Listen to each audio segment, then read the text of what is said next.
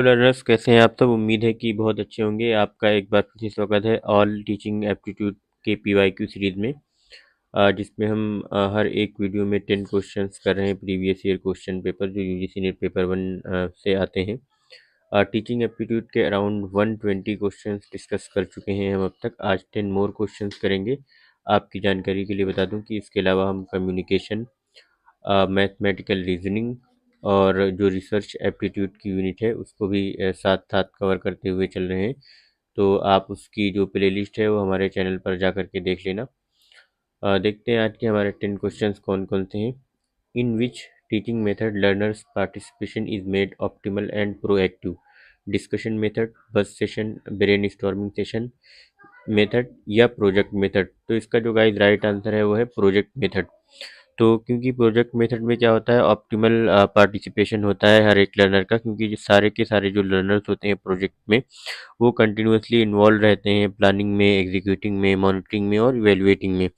Project के से related जो भी प्लानिंग होती है वो सब करते रहते हैं, और प्रोएक्टिव लर्निंग भी पॉसिबल होती है उसमें, क्योंकि जो स्टूडेंट्स होते हैं वो टास्क को इनिशिएट करते हैं, रिसोर्सेज लेके आते हैं, रियल टाइम प्रॉब्लम्स कई सारी फेस करने मिलती हैं उन्हें, और रिस्पॉन्सिबिलिटी भी लेते हैं।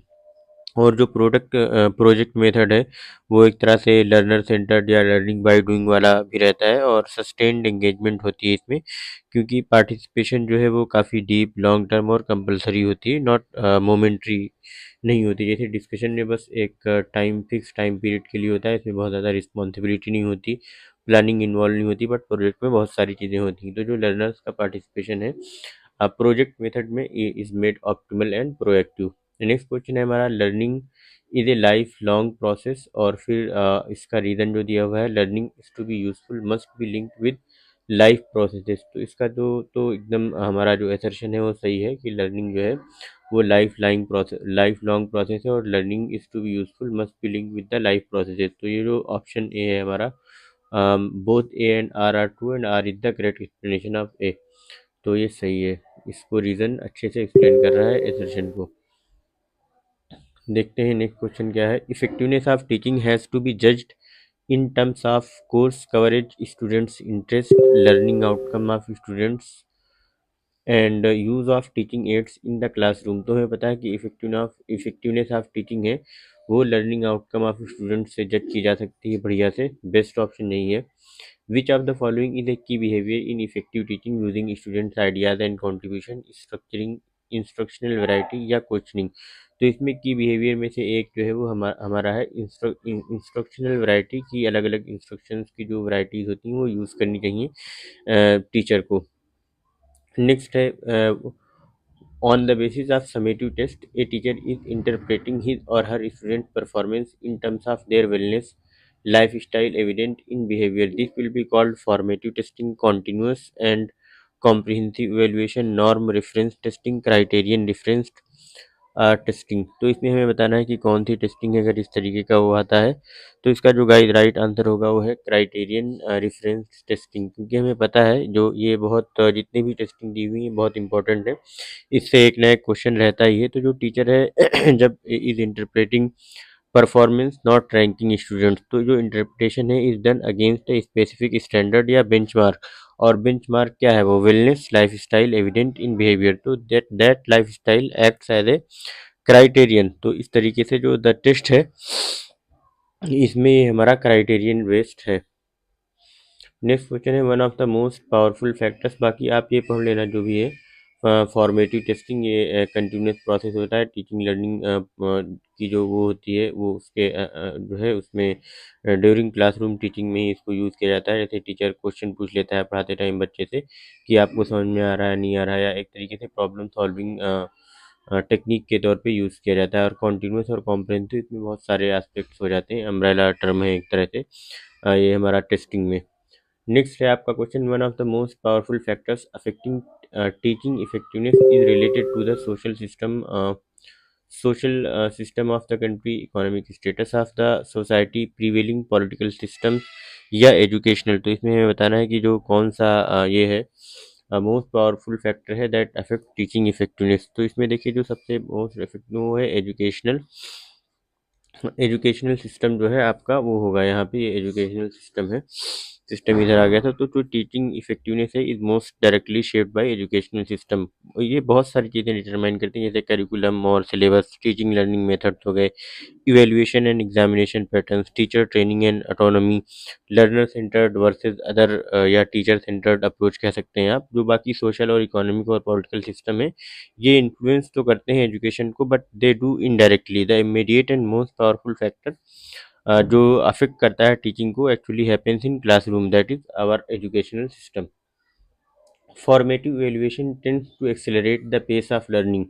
तो फिर से एसेशन रीजनिंग वाला क्वेश्चन है, तो ये तो सही है कि फॉर्मेटिव इवेल्युएशन जो है tend to accelerate the pace of learning as against summative evaluation. Formative evaluation is highly reliable.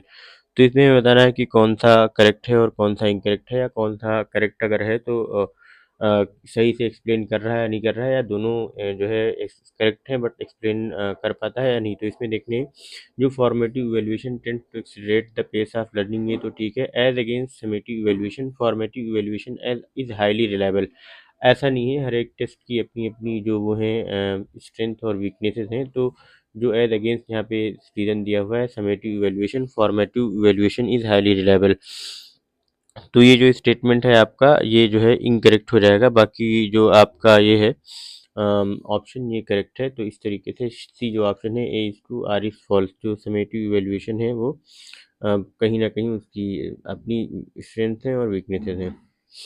Next question है, which of the following set of statement reflects basic characteristics of teaching. Teaching is the same as training, there is no difference. अब देखिए इस तरह के option जो है वो आपको पहले से बनाते चलना चाहिए। जैसे teaching is the same as training, तो क्या टीचिंग सेम है जैसे कि ट्रेनिंग है? ट्रेनिंग में इन्वॉल्व टीचिंग, बट टीचिंग में नॉट इन्वॉल्व ट्रेनिंग। ठीक है, तो ये इस तरीके से आपका ऑप्शन वन तो यहाँ से कट कर जाएगा, ऑप्शन वन नहीं होगा। तो आप ये ऑप्शन ए और डी यहाँ से आप रिमूव कर सकते हैं क्वेश्चन 128 में। फिर देखिए नेक्स्ट क्वेश्चन, आप नेक्स्ट ऑप्शन है, there is no difference between instruction and conditioning when we teach. ये भी इनकरेक्ट है, तो आप इसको भी रिमूव कर दिए जिसमें भी ऑप्शन टू दिया हुआ हो। तो इस तरीके से देखिए आपका ऑप्शन बी बन जाएगा। यहाँ पे आप मैच करा लीजिए कि ये सही है कि नहीं है। Teaching is related to learning, ठीक है, very correct.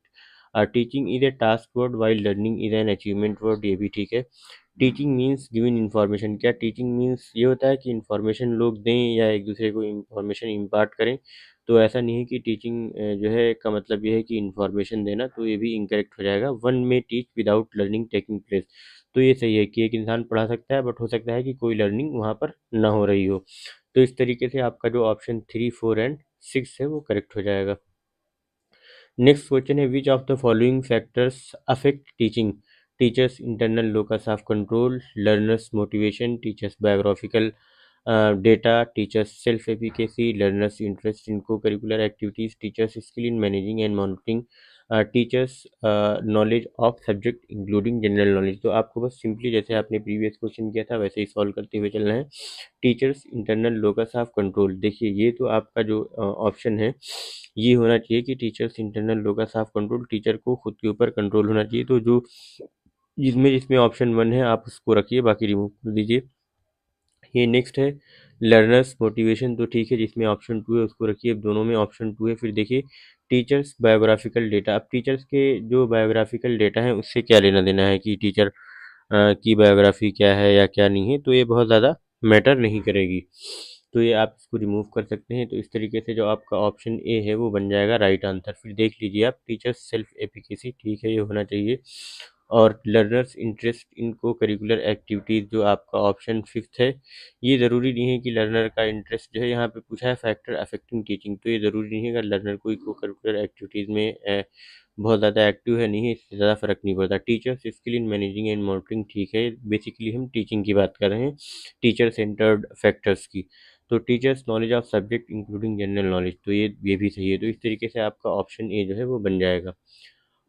Which combination of methods of teaching is likely to optimize learning, तो हमें बताना है कौन सा जो कॉम्बिनेशन ऑफ मेथड है वो टीचिंग को ऑप्टिमाइज करेगा। तो देख लेते हैं कौन सा है। Lecturing, discussions and seminar method, interactive discussions, planned lectures and power point based presentations, या फिर हमारा जो दिया हुआ है interactive lecture sessions followed by buzz session, brain storming and projects, lecture, demonstration and power point based presentation. तो इसका जो बेस्ट आंसर होगा interactive lecture sessions followed by buzz sessions, brain storming and project. देखिए जो ये होते हैं आपके इंटरेक्टिव सेशन, इससे कंसेप्चुअल क्लैरिटी मिल जाती है इससे। और जो बस सेशंस होते हैं इसमें एक्टिव पार्टिसिपेशन हो जाता है और पेयर लर्निंग होती है। कुछ छोटे छोटे ग्रुप में स्टूडेंट्स को बांट दिया जाता है और फिर वो डिस्कशंस करते हैं अपना, तो एक दूसरे से सीखते हैं बच्चे।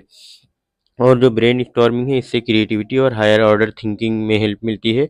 और जो प्रोजेक्ट, जैसा कि प्रीवियस क्वेश्चन में हमने एक्सप्लेन किया था, लर्निंग बाय डूइंग का कंसेप्ट होता है, एप्लीकेशन होती है, लॉन्ग टर्म रिटेंशन होती है, स्टूडेंट्स प्लान करते हैं, इनिशिएट करते हैं, रिस्पॉन्सिबिलिटी लेते हैं, ये सारी चीज़ें होती हैं। अब अगर हम दूसरे ऑप्शंस की तरफ देखें ए एंड डी की, तो ये टीचर सेंटर्ड है और ज़्यादातर मतलब लर्नर की जो ऑटोनॉमी है इसमें लिमिटेड है। जैसे आप देखिए यहाँ पे लेक्चरिंग है या फिर जो है सेमिनार मेथड है, इसमें स्टूडेंट्स का पार्टिसिपेशन कम से कम है। या इसमें भी ए एन डी में देखिए, इसमें भी लेक्चरिंग और ये जो पावर पॉइंट प्रेजेंटेशन है इसमें बस डिमॉन्स्ट्रेशन और डिस्कशन दो है लर्नर सेंटर्ड। बाकी इसमें जो ऑप्शन सी में देखिए तीनों का जो कॉम्बिनेशन है इसमें एक तरह से लर्नर सेंटर्ड ही है। और जो आपका ऑप्शन भी है टेक्नोलॉजी सपोर्टेड है बट स्टिल लार्जली पैसिव है, जो इंटरेक्टिव डिस्कशन, प्लान लेक्चर, ये again plan lecture and power point based presentation. तो इस तरीके से जो आपका ऑप्शन थी वो बेस्ट ऑप्शन है। तो thank you so much guys, like करें, शेयर करें, सब्सक्राइब करें और कमेंट करके बताएं कि आपको ये वीडियो सीरीज़ कैसी लग रही है। मिलते हैं, तब तक के लिए गुड बाय, आपसे नेक्स्ट वीडियो में, बाय।